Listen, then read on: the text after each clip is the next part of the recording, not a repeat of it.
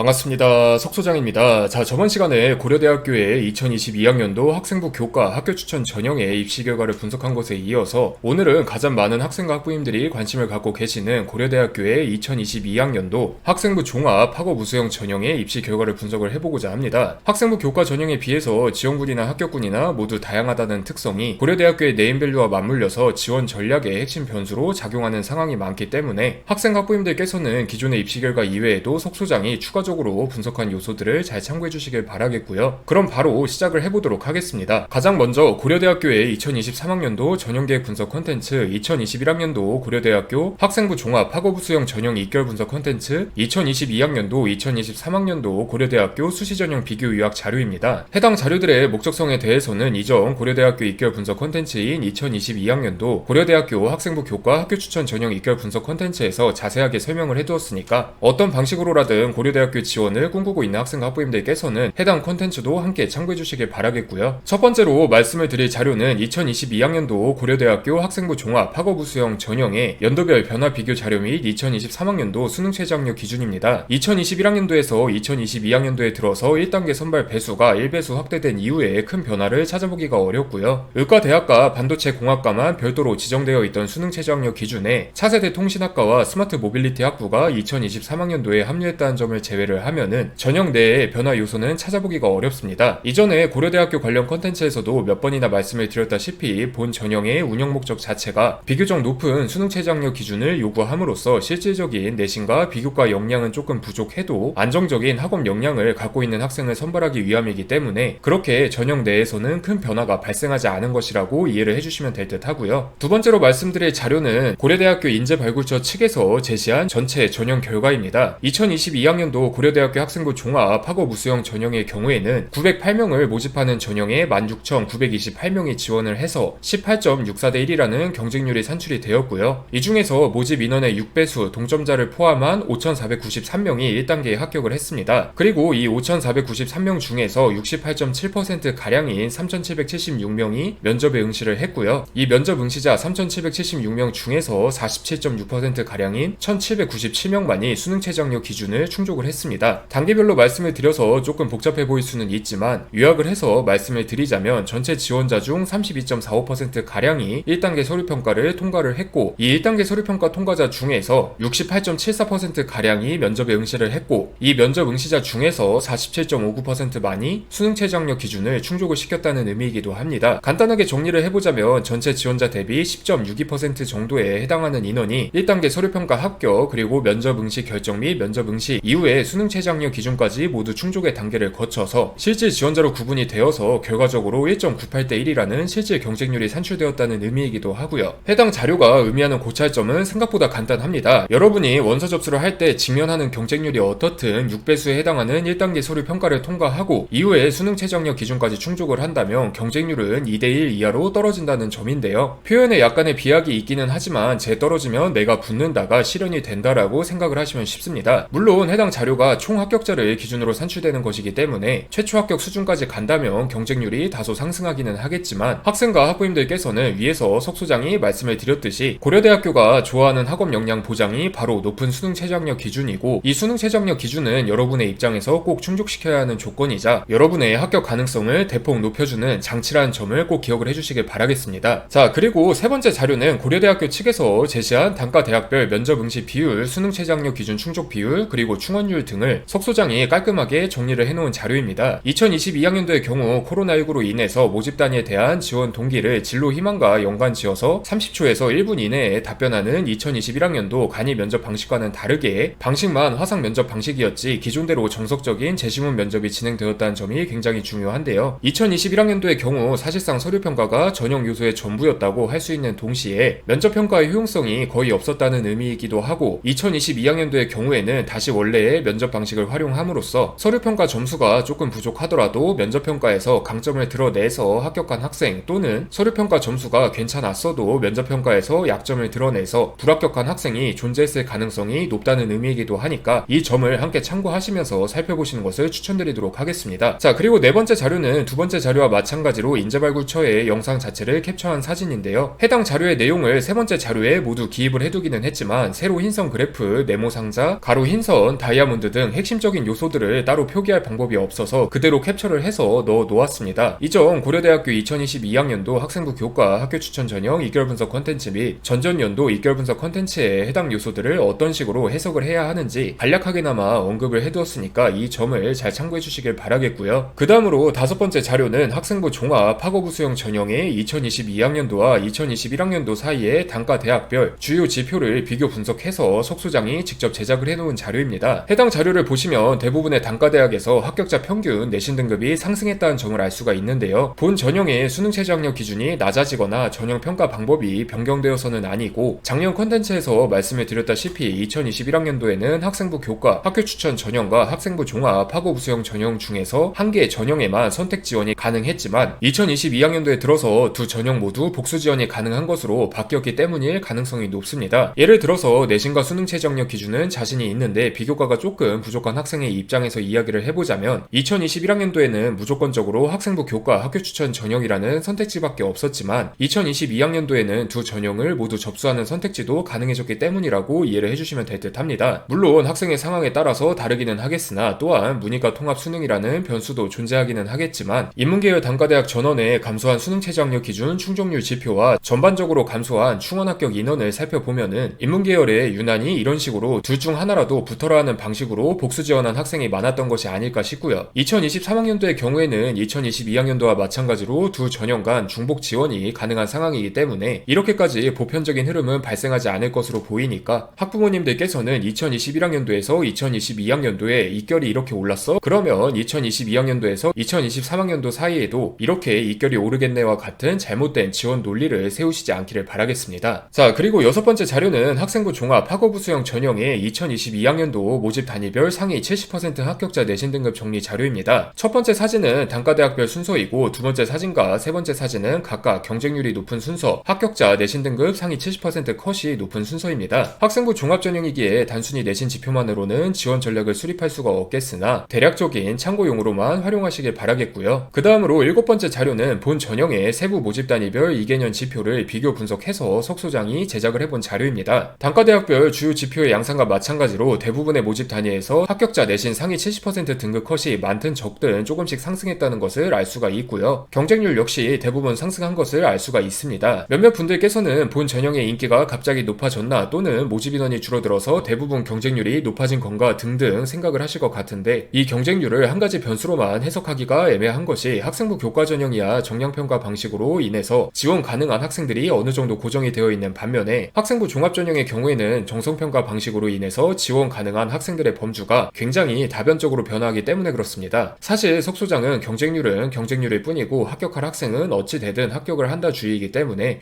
여러분들께서도 이 경쟁률 자체는 적당히 참고용으로만 살펴봐 주시길 바라겠고요. 그 다음으로 여덟 번째 자료는 고려대학교의 인재발굴처 측에서 제공한 2022학년도 학생부 종합 학업 우수형 전형의 고교 유형별 그리고 졸업 연도별 비율 자료입니다. 언뜻 보아도 학생부 교과 학교 추천 전형보다는 고교 유형별 그리고 졸업 연도별로 다양성이 비교적 넓다는 사실을 알 수가 있는데요. 석소장이 직접 제작한 2개년 비교 분석 자료를 살펴보면 일반고 학생은 지원 비율이나 총합격자 비율이나 상당한 진전을, 자사고와 외고 국제고 학생은 지원 비율이나 총합격자 비율이나 상당히 감소를 했다는 점을 알 수가 있습니다. 졸업 연도별 기준을 살펴보았을 때에도 졸업 예정자, 즉 현역 고등학교 3학년 학생들은 두 파트 모두 증가를 한 반면에 재수 이상 학생들은 두 파트 모두 감소를 했다는 사실을 알 수가 있고요. 세부적인 지표가 부족하기는 하지만 해당 자료로만 판단을 하자면 이래저래 가장 큰 수혜를 본 학생들은 일반고 소속 고등학교 3학년 학생들로 유학을 할 수가 있을 듯 하고요. 그리고 그 다음 자료는 위의 자료를 조금 더 심층적으로 분석을 하기 위해서 작년과 마찬가지로 석소장이 단과대학별 모집 인원과 지원 인원 그리고 고려대학교 측에서 공개하고 있는 단과대학별 충원율을 취합해서 추산한 자료입니다. 경영대학을 예시로 말씀을 드리자면 84명을 모집하는 전형에 1356명이 지원을 했고 119.1%인 100명의 충원 합격자가 발생해서 결국 184명의 총 합격자가 발생했다는 식으로 이해를 하시면 쉬운데요. 개별 단과대학이 아니라 전체 전형 자체를 요약을 해보자면 908명을 모집하는 전형에 16,928명이 지원을 해서 661명의 충원 합격자가 발생을 했고 1,569명의 총 합격자가 발생을 했다라고 이해를 해주시면 될 듯 합니다. 그 다음 단계로 해당 자료를 아까 여기에 고교 유형별 비율에 대입을 해보면은 다음과 같은 수치를 얻을 수가 있습니다. 2022학년도에 일반고 학생을 기준으로 말씀을 드리자면 전체 지원자 16,928명 중 67.8%인 11,477명이 3명이 일반고 출신 학생이었고 총 합격자 1569명 중에서 62.5%인 981명이 일반고 출신 학생이었다는 의미이기도 한데요. 2022학년도를 기준으로는 전국의 일반고 학생 중에서 최상위권 학생 11,477명이 고려대학교 학생부 종합 학업 우수형 전형에 달려들었지만 오직 8.54%에 해당하는 981명만이 1단계 서류평가 통과, 면접 응시, 수능 최저학력 기준 충족, 최초 합격 또는 충원 합격 과정을 거쳐서 결국 고려대학교 합격증을 받았다는 의미이기도 합니다. 여러 변수들을 제외하고 2022학년도는 2022학년도대로, 2021학년도는 2021학년도대로 분리해서 비율만 살펴보시면 생각보다 절망적이실 수도 있는데 일반고 출신 학생이라면 2021학년도에 비해서 지원자 대비 합격 비율은 3%포인트가량 감소, 즉 일반고 출신 지원자 100명 중 11.68명의 일반고 출신 학생이 합격하던 상황에서 일반고 출신 지원자 100명 중 8.54명의 일반고 출신 학생이 합격하는 상황으로 변화했기 때문에 그렇습니다. 그러나 지원 인원 규모와 총합격 인원 규모를 함께 살피시면 자료의 의미는 확연히 달라지는데요. 바로 자사고와 외고, 국제고, 그리고 과고 영재고 등 비일반고 출신 학생들의 총합격 인원이 대폭 줄어든 와중에 일반고 학생들은 인원 규모 유지를 넘어서 소폭이기는 하지만 증가하는 쾌거를 이뤄냈기 때문에 그렇습니다. 물론 예년보다 충원 합격 인원이 줄어든 것, 즉 고려대학교를 안정 및 하향으로 지원한 학생들이 그렇게 많지 않았기에 혹은 고려대학교 합격자들이 고려대학교를 포기하고 진학할 만한 학교에서 충분한 TO가 나오지 않아서 많은 학생들이 고려대학교에 안착하게 된 현상이 가장 기초적인 원인이기는 하지만 여러분들께서는 각 고교 유형별로 지원 대비 합격 비율이 감소한 이유는 너도 나도 다같이 가자 느낌으로 지원한 바람에 분모인 지원 인원이 늘어났기 때문일 뿐더러 그렇게 지원한 일반고 출신 학생들 중에서는 분명히 비일반고 학생들에게 할당되었을 자리를 갖고 온 학생들도 다수 존재한다는 점을 꼭 기억을 해주셔야만 합니다. 학생 학부님들께서는 고려대학교의 학생부 종합 학업우수형 전형이 6배수라는 광범위한 1단계 배수로 운영되는 전형인 만큼 1단계 서류평가에서 안정적으로 합격할 만큼의 역량이 아니라 1단계 서류평가에서 6배수 이하로 배제되지 않을 만큼의 역량과 수능 최저학력 기준이 최대의 관건임을 기억하시길 바라면서 오늘의 컨텐츠를 마무리 짓도록 하겠습니다. 다음에 또 고려대학교 학생부 종합 계열적 합평 전형의 2개월 분석 컨텐츠로 여러분들을 찾아뵙도록 하겠습니다. 감사합니다.